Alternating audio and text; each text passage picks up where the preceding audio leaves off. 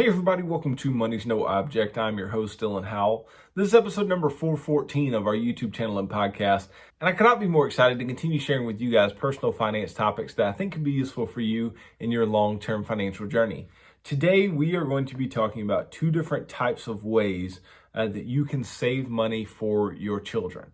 I have a young son, my wife and I do, and saving money for his future, saving money for college, saving money for all different types of things for him is something that is at the forefront of our minds. And so I want to talk about different ways that you can save money for your children. And specifically, I want to juxtapose two of the major different types, and that is the 529 plan and the UTMA, or Uniform Transfer to Minors Act account. So I want to talk about those two. I want to talk about their similarities and differences and how they may be able to benefit you in your ability to save and invest for your child or your children over a long period of time. So stay tuned for all that and more in today's episode. Before we get started though, if you could go down below, hit the big red subscribe button, like this video, leave me any feedback in the comments down below and I'll be sure to respond to anything you leave down there. If you're listening on Apple or Spotify podcasts, be sure to subscribe and leave me a review on either one of those platforms. Follow me on social media at MNO with Dylan. And that's really good supplemental materials to all the things I'm putting out in these long form episodes on YouTube and the podcast every single day. Then if you need somebody to help you to build a financial plan and keep you accountable to that plan over the long term, then I can do that. Just DM me on any of the major social media sites and tell me that you are interested in financial coaching sessions. And you and I can begin working together, pushing towards your long-term financial goals and ultimately pushing you on towards long-term financial freedom, which is what I hope for every single individual who's watching or listening to this show on a day-to-day basis. Now, I don't know about you guys, but when I think about my own financial life, it is not disconnected from my kids' financial life.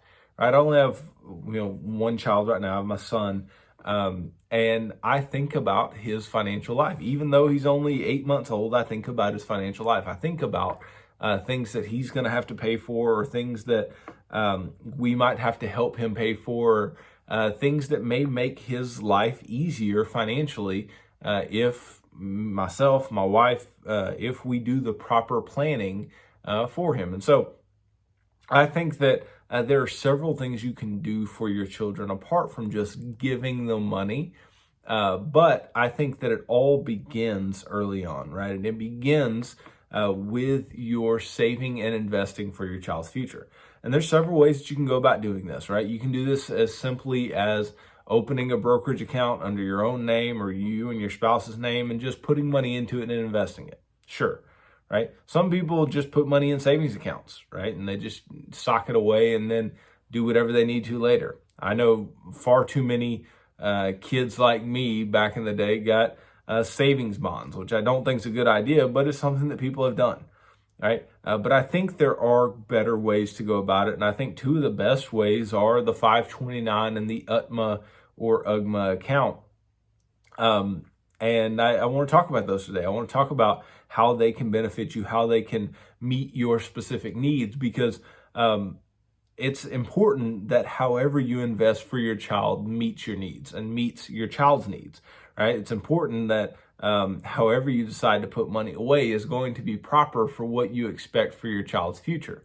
Now, can we perfectly expect what's going to happen in the future? No. And can we perfectly expect, our need for money or our child's need for money in the future? Absolutely not. But we can do our best and we can be very diligent about putting money away for them. And I believe that we absolutely should. I believe part of our investment life is putting money away for our children. Now, I think that comes after putting money away for yourself over a long period of time, making sure that your own retirement accounts are funded, making sure that you are investing for your future.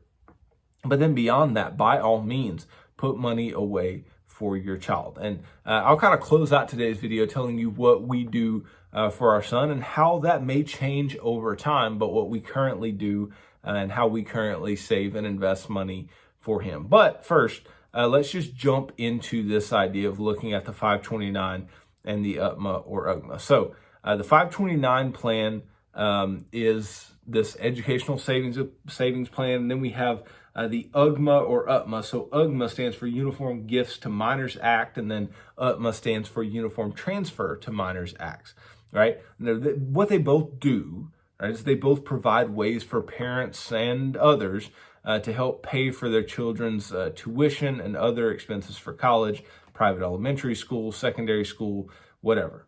And the biggest difference between the two is that custodial accounts, or the UTMA or UGMA, right, will otherwise be called custodial accounts because you are the custodian for the child.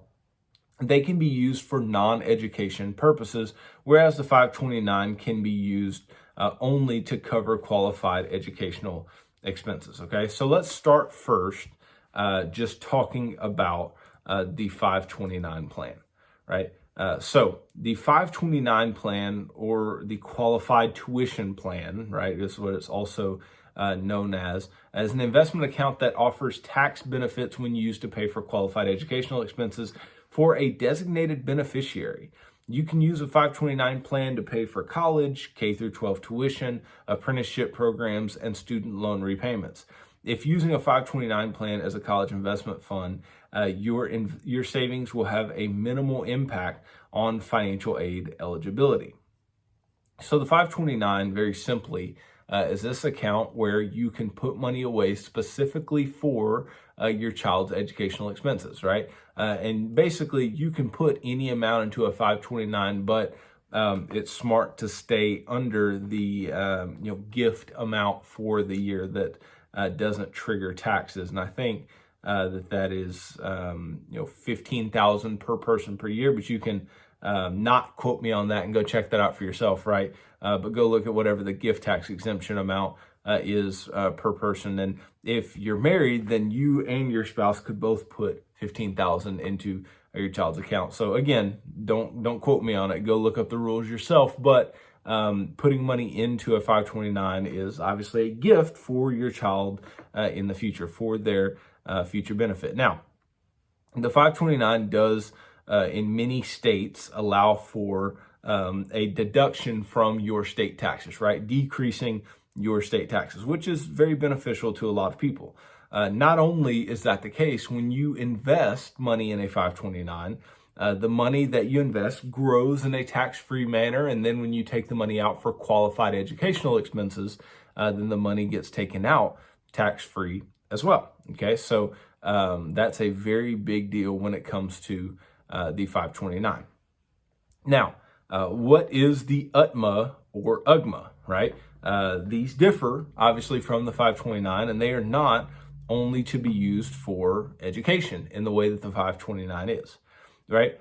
So if you're looking for a convenient way to manage a child's money when they grow up, the UTMA or UGMA may be the proper choice, right? The major advantage of the custodial accounts is they make it easy to give financial gifts to a child, and they do not have to be used, within the realm of a trust or a will or whatever, right? You can leave money to your child simply through this particular type of account, right? You put money in, the money grows, and then when the child becomes of age, the money is the child's money, which is not the case in the 529. It must always be used for qualified educational expenses for that child, for that individual, right?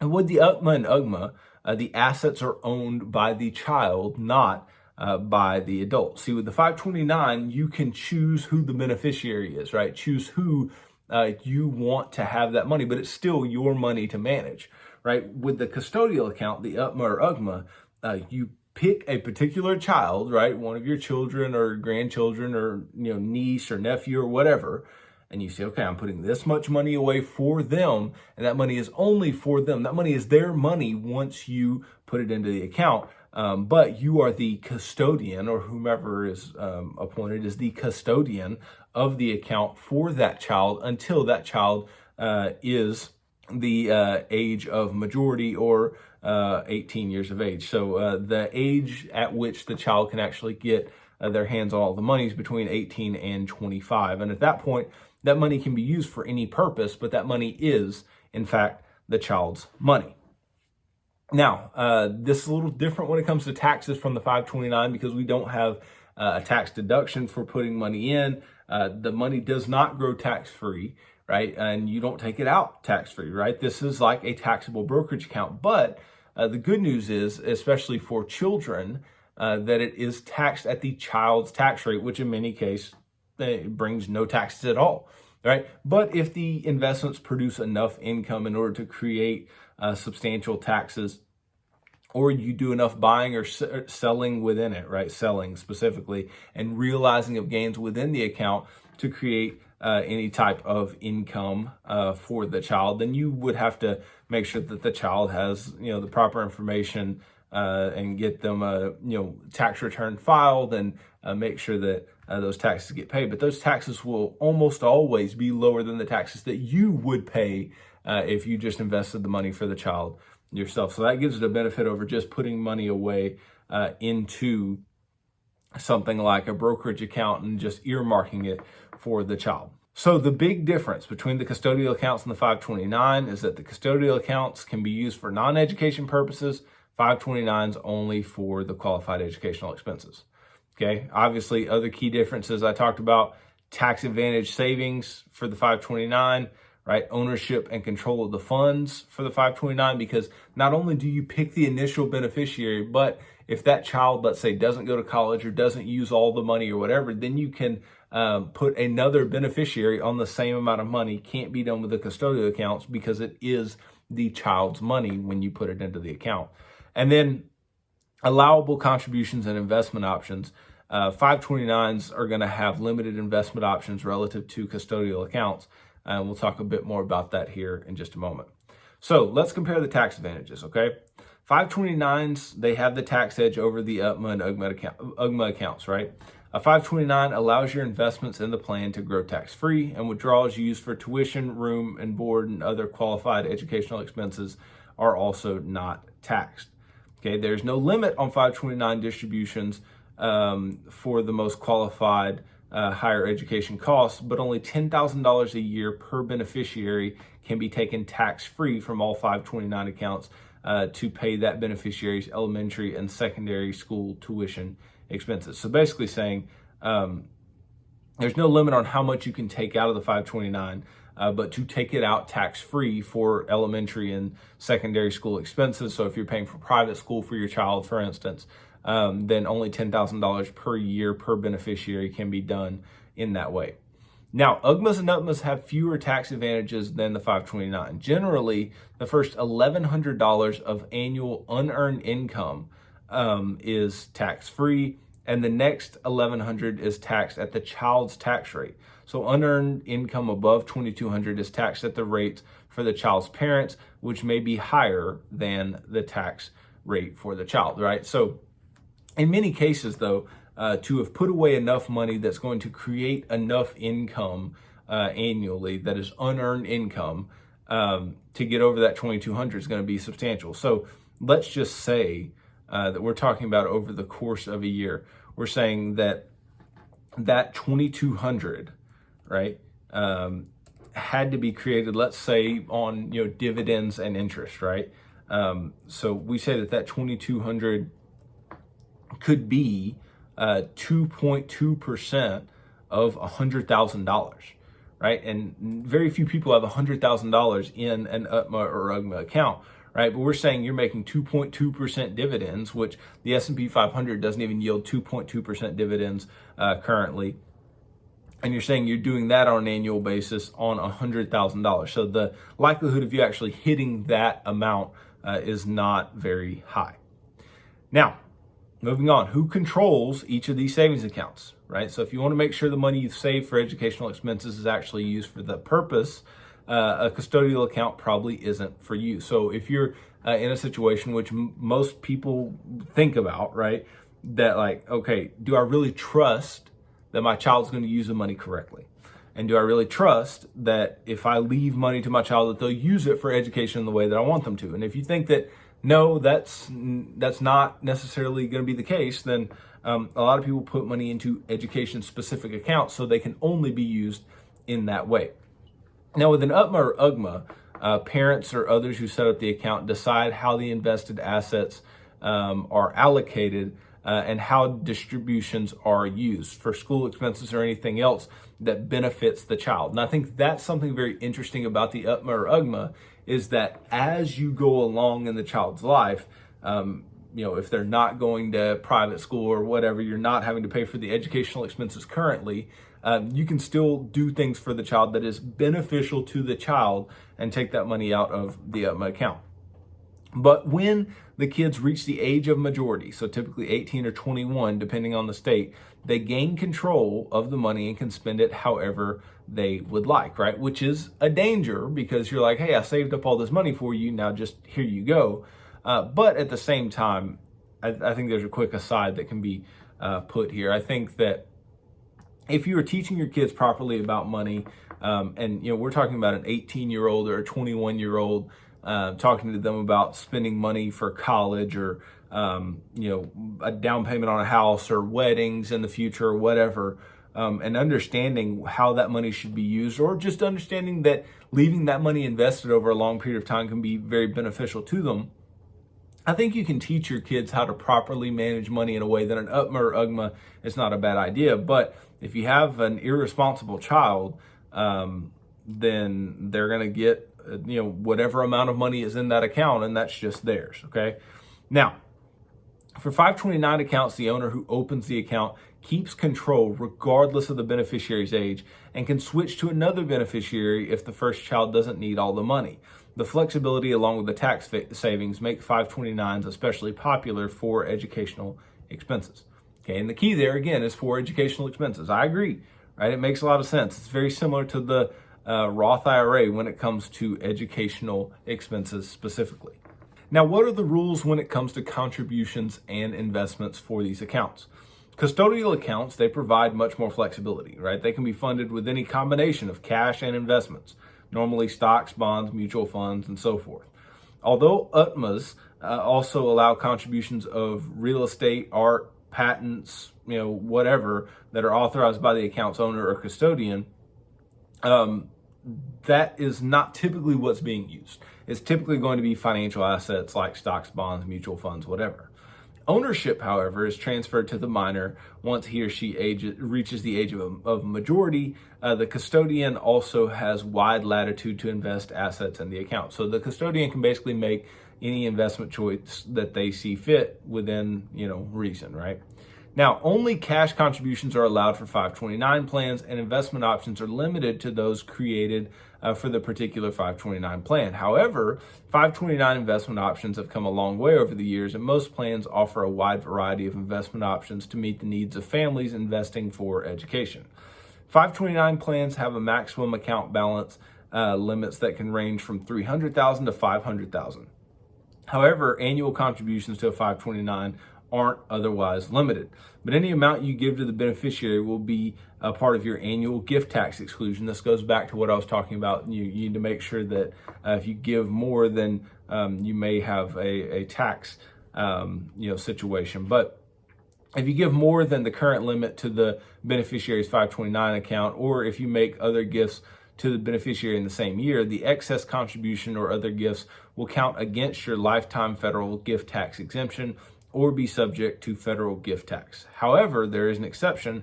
The IRS lets you give 5 years of contributions at once without paying gift taxes.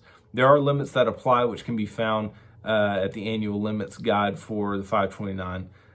Note that if you do this, you will have used up your annual exclusion for the beneficiary for that 5-year period, and other gifts to that beneficiary made during that time may count against your lifetime federal gift tax exemption or be subject to federal gift tax. Note that if you die before the end of the 5-year period after the initial gift, a portion of the initial gift may be included in your gross estate for federal tax purposes. So what this is saying is that you can front load a 529 with 5 years worth of your federal gift tax exclusion, but you can't give any more money to that individual, whoever the beneficiary is, over the next 5 years, or that will count against you over your lifetime federal gift tax exclusion, right? So ultimately, right, if your primary goal is to invest for education, 529 plans, they offer the greatest tax advantages, control, and flexibility. Custodial accounts can be good options to transfer wealth for just about anything else, right? So the 529 is pointed, right? It's like, okay, education expenses, very, very good for it. But the Utma or Ugma is very broad and can allow you to do many, many things with those accounts. So let me tell you what my wife and I are doing for our son currently and how we expect to continue into the future. Currently, we live in the state of Texas, okay? And the state of Texas has no state income tax, okay? Now, you may say, well, why is that relevant to this conversation? Well, it's relevant because the 529 can give you deductions on your state income tax. Well, if I live in Texas, I get no deduction on state income tax because I don't pay any state income tax, okay? So we don't currently use a 529 for our son. Currently, we have an UTMA for our son, right? And we invest that UTMA and put money into it systematically for him, right? And that's what we have for him and what we expect to have in the future. Like I said earlier, look, I have the same concerns that many of you all do. I think about, what if your child doesn't use the money for good things or whatever? But I think so much of that has to do with your, teaching of your child, making sure they are prepared to handle money as they get older, make sure that they are prepared to use it for certain things, and then just having their trust and their understanding when it comes to the fact that, like, hey, I know some good things that this can be used for, and I can help guide you in a way that it would be very useful. Now, obviously, it can be used for educational expenses as well, and in doing so, can cut out a lot of this ambiguity as far as how the money gets used. But if, let's say, education is taken care of or whatever else, these accounts can also leave you in a very good position where, maybe you can, leave your child money for a down payment on a house. Or, maybe your child turns 16, they want a vehicle, you can pay for them a car out of this account. Or, just any number of things that can occur. Your kid gets, engaged, is about to get married, you can pay for the honeymoon or pay for the wedding or whatever, right? All these things can be done out of the UTMA accounts. And so that's why I like them a lot. I like the flexibility associated. And, it is ultimately money that I'm putting away for my son, and that I'm not going to just be, having to deal with excess monies and what new beneficiary do I want to put this money in their name because we didn't use all of this for our son, right? I want it to be specific to my child. Now, do I see the benefits in the 529? Absolutely, right? And I'm not saying that we will never open a 529. We might very well do so. We're going to move to Wisconsin later on this year, and they do have state income tax. And so it may be beneficial to make some contributions to a 529. Now, that does not mean that our contributions to an UTMA will end, because we still do believe in the positive nature of the UTMA. But the 529 may give us some benefits there that the UTMA does not. Now, I also think a lot about 529s, and I think about college education, the cost of college education. I think about whether or not college education will be something that's just free later on. Now, if it ever does get to that point, I think it'll take some time, right? But if it ever does, then what happens to the 529, right? What was the use of the 529? Now, of course, something that I didn't cover here is that, any amount of scholarship that your child gets, you can offset it by taking the money out of their 529. So that can be valuable to you. But what if there is no cost to going to school, right? You save all this money in a 529 and then there ends up being no use. The government would have to do something about that. But ultimately, I think that there is just upside to both of these accounts. I think there's upside to thinking about your child in the first place, right? I think if you're tuning in to this type of episode, you're watching this deep, I think you are trying to make the right decisions. You are trying to put the proper thought processes in place. And I don't think there's a wrong answer. I just think there's an answer based on what your want for your child is. My want, my wife's want for our son is that he'll have money to take care of the things that he needs to take care of, and that he will get a good head start in life. Whether that means that we pay a little more in taxes, okay, right? But if he can get a head start into putting a down payment on a house, fantastic. If he can get a head start into paying for a wedding in cash, then fantastic. Or, and that even helps us. Maybe that's a situation where we were going to have to pay for the wedding anyway, or part of the wedding, or the honeymoon, or whatever. And then we don't have to save up money later. We can just have that taken care of, right? But, having a vehicle for him when he's 16, or if we ever want to pay for private school, or we ever want to do other things for him, then we can do it out of this account and not have to save up excess money elsewhere, right? We can do things for the benefit of our son out of the UTMA that we are saving money into. So I think that it is ultimately a very, very good choice, but I don't knock anybody who has a 529, because I think you're doing the right things, right? I think you're thinking about the education of your child. You're thinking about getting good tax breaks. You're thinking about growing your money tax-free. You're wanting to pay for something that is a burden for, people everywhere, people taking out student loans, because education is so expensive. So I think you're doing the right things. I think you're making the right decisions, whether you choose an UTMA or a 529. But just knowing the differences, I think, is useful, and being able to be a knowledgeable investor and a knowledgeable consumer of financial products. And I think all of this is very good. It's a good thing. It's a good thing that you're actually seeking all this out.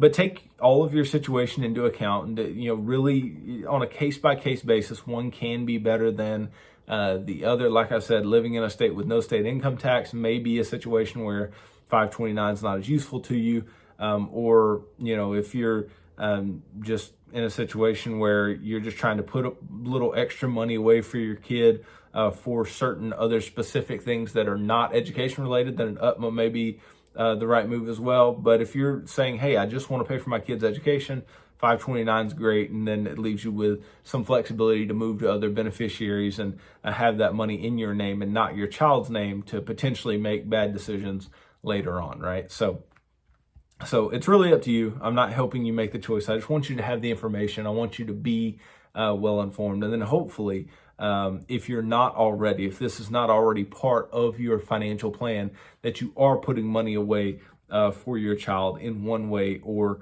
another, because ultimately college is expensive, and life is expensive. And so helping your child to get a head start, because I don't know about you, I would have loved more of a head start for things. And some of you got one, and maybe it was really helpful, maybe not, right? But I think that most would argue that having something financially that is going to give your child a head start is going to be a positive thing. It's going to help them to move up quicker and to do things in life quicker than they would be able to otherwise, without going deeply into debt, without being financially constrained, and while having plenty of positive things that they can do later on for themselves. And if nothing else, if you have like an UGMA custodial account for them, custodial Roth IRA, whatever, and we can talk about those at a different time. But they can have money growing for them over a long period of time, compounding and building it up for when they may need it in retirement or whenever else. So all of these things are just good things. It's good things to keep in mind and good things to consider when it comes to your children. But our children do need us in many, many ways. And one way that we can be helpful to them is through their finances. So hopefully this has been helpful to you and can help you to make a more informed decision about your own financial life and your child's financial life as well. So thanks for watching this video. If you could go down below, hit the big red subscribe button, like this video, leave me any feedback in the comments down below, and I'll be sure to respond to anything you leave down there. If you're listening on Apple or Spotify podcasts, be sure to subscribe and leave me a review on either one of those platforms. Follow me on social media at MNO with Dylan, and that's really good supplemental materials to all the things I'm putting out in these long form episodes on YouTube and the podcast every single day. And if you need somebody to help you to build a financial plan and keep you accountable to that plan over the long term, then I can do that. Just DM me on any of the major social media sites and tell me that you are interested in financial coaching sessions, and you and I can begin working together, pushing towards your long-term financial goals and ultimately pushing you on towards long-term financial freedom, which is what I hope for every single individual who's watching or listening to this show on a day-to-day basis. So tune in tomorrow as I continue talking about personal finance topics that I think could be useful for you in your long-term financial journey. So thanks for tuning into this episode of Money's No Object. I'm your host, Dylan Howell. God bless.